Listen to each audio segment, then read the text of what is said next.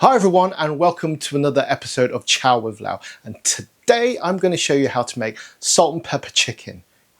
Get your woks ready.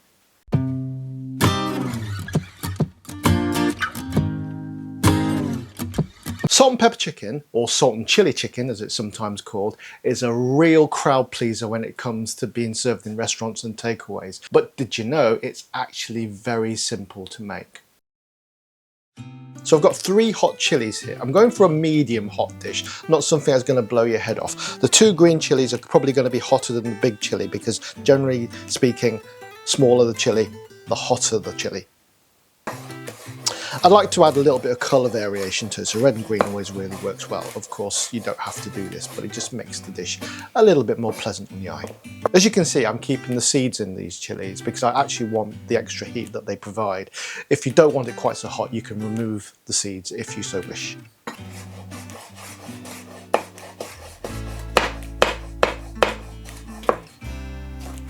Okay, there you go.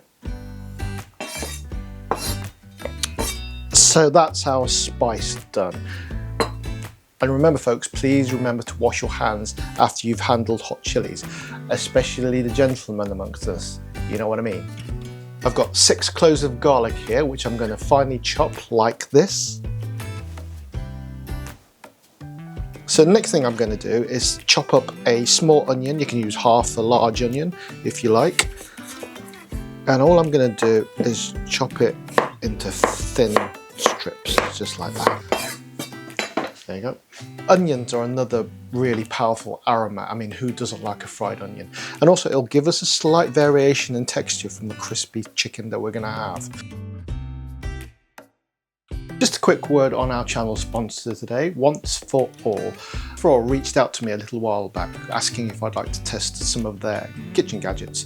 And this one particularly caught my eye. It's their meat slicer. I've never seen one like this before, and I'm thinking, well, for stir fry, it'd be ideal to cut up really thin slices of meat very quickly and easily. It's actually my first attempt using it. Just to say that Once For All have not offered me any money to test this gadget or review this gadget. So all opinions are my own, and I will be doing a full review of this gadget for a video that's going to come up very soon. So I'm using chicken breast for this recipe today, and I'm going to be using about 300 to 400 grams. That's enough to feed 2 to 3 people.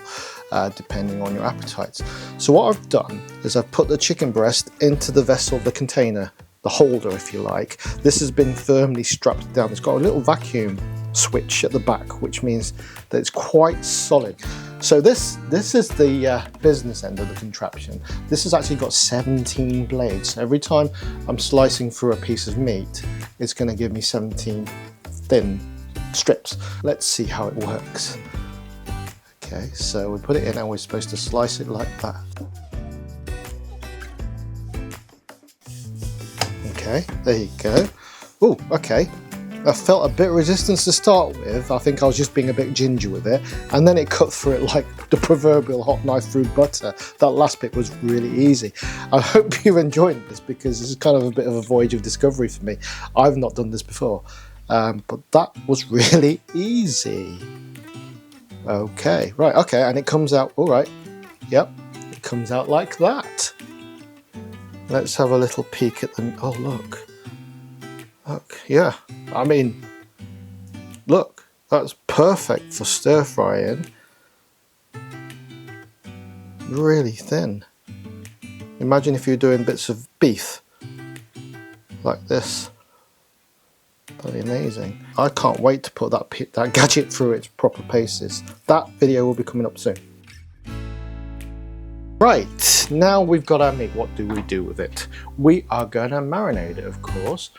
What I've got here is half a tablespoon of light soy sauce, half a tablespoon of sesame oil, and half a teaspoon of sugar. Mix that through. And as we're mixing it through, it should separate a little bit. Just have to be a little bit careful here.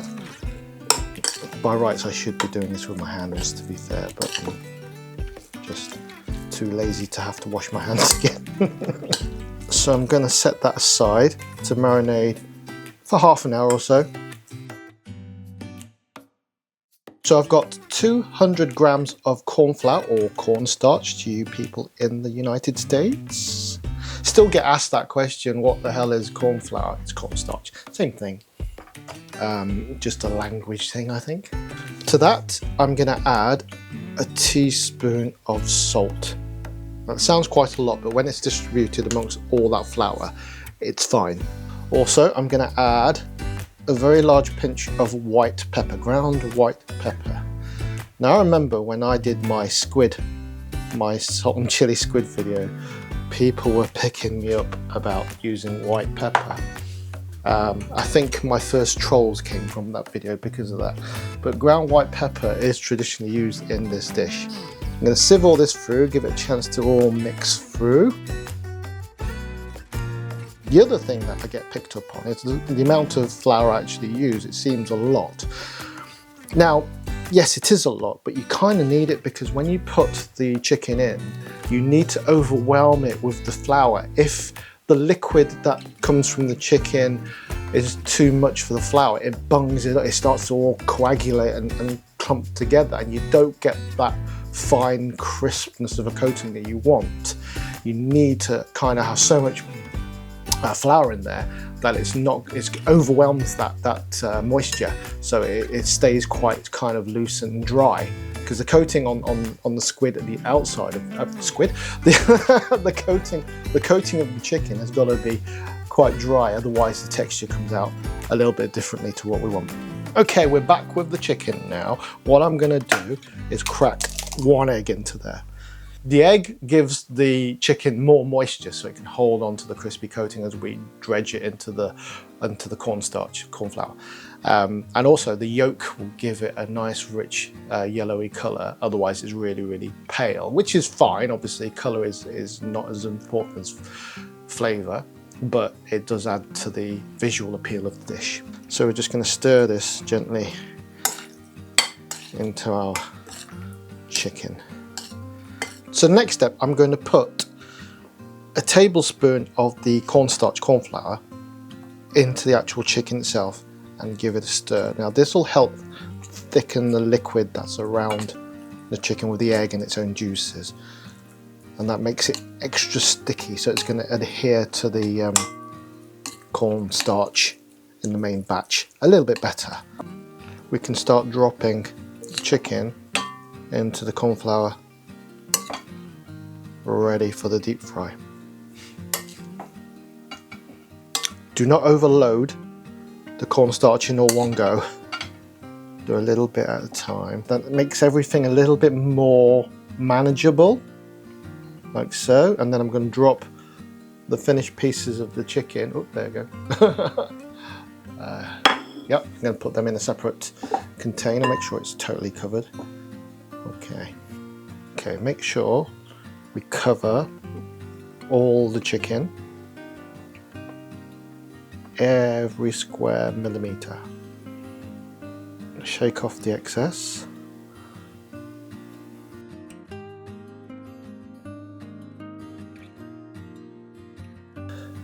There you go, folks. Now the fun bit. So I've got my pot a third full of cooking oil here. Any neutral oil with a high smoke point will be perfect for deep frying. So I'm looking for about 350 degrees Fahrenheit in my oil here. What I'm going to do is start dropping carefully these strips of chicken in. Okay. Again, what we're looking to do is not to overload the oil. We need the oil to stay nice and hot. Also for safety, not to put too much in at the same time. Because the strips of chicken are so thin, they'll literally take 2 minutes. And don't forget, we've still got to stir fry them at the end as the final stage. So even if it's not quite cooked here, that's not a problem because it will get finished off in the stir frying stage when we mix it with all the chilies and the garlic and the onions. Okay, these are coming out nice and crispy. Okay, now let the oil recover in terms of its temperature. Let's put the next batch in. Okay, 2 or 3 tablespoons of oil into a hot wok. or a pan. You can do this in a frying pan, no problem at all. Get that smoking hot, add our onions. Onions go in first because they can take the heat.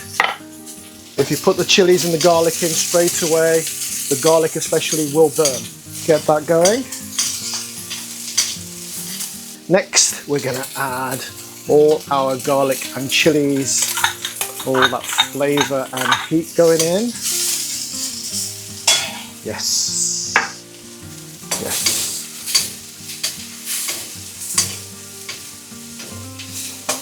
Oh, look at that. If you could smell this, you'd be drooling, just like I am. But I'm not going to show that on camera. So we get that going, keep it moving, make sure we're not burning the garlic. Give it a little flick if you like. Okay, now we can add our chicken.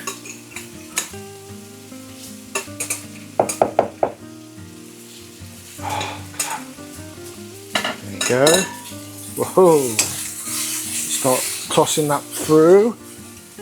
Get the flavours through. The oil starts to take the chili heat and the garlic through and coats the chicken, which is great. That's what we want. Finish off with half a teaspoon of salt and half a teaspoon ground white pepper. Give us that saltiness and that pepperiness that this dish is famous for. Lick it through. Look at that. Okay.